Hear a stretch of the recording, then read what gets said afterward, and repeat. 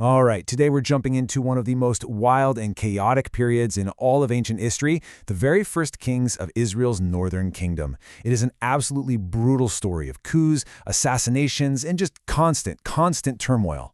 So what's the deal here? Why was the throne basically a revolving door of violence? I mean, seriously, how does a nation burn through 4 separate royal families in just half a century? Well, the answer, as it turns out, goes all the way back to its very first king.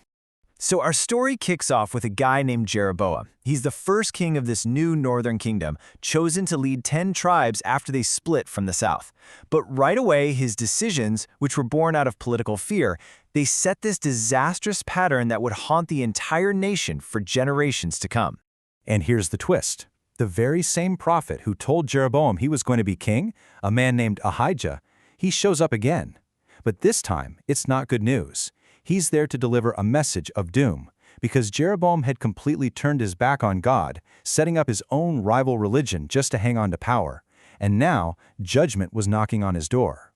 You know, Ahijah's prophecy follows this really interesting 3-part structure. Scholars actually call it a covenant lawsuit. Think of it like a celestial courtroom drama. First, you get step 1, a reminder of God's goodness. Hey, I'm the one who raised you up and gave you this kingdom. Then comes step 2, the formal charges, the indictment. But you have done more evil, you've made other gods. And finally, you get step 3, the sentence. I'm going to bring disaster, and I will burn up your family line.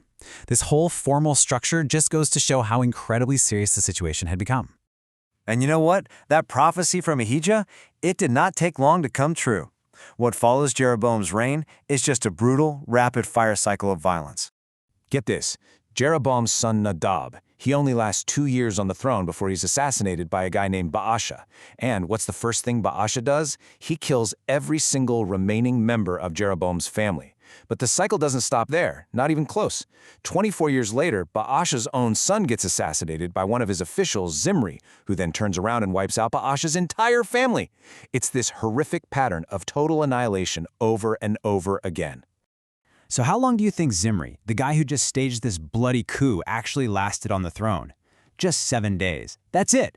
When the army heard what happened, they declared their general, Omri, as the new king. And as they marched on the capital, Zimri just locked himself in the palace and burned the whole thing down around him. 7 days. That's how incredibly unstable things were.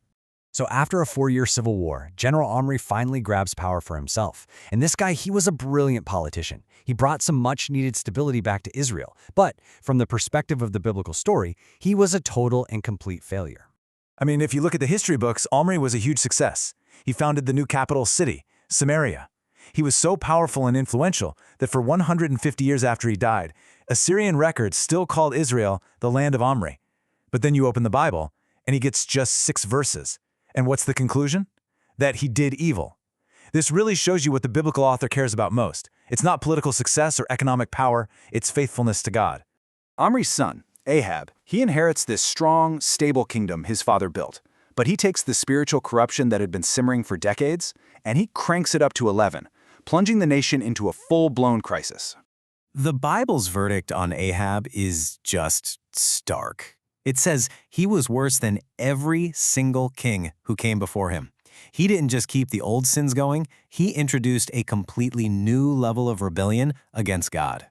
So what did he do that was so bad? Well, for starters, he looked at all the idolatry that came before him and basically said it was trivial, no big deal.